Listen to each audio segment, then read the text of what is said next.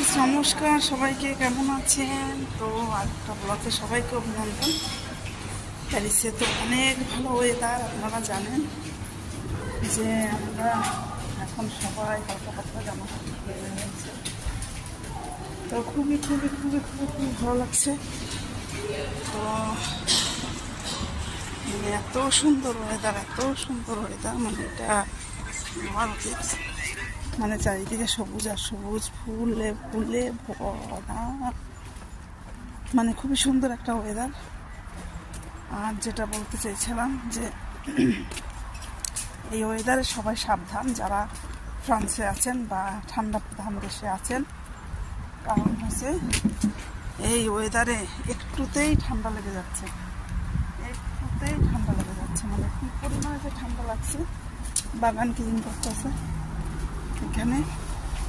এই সামারে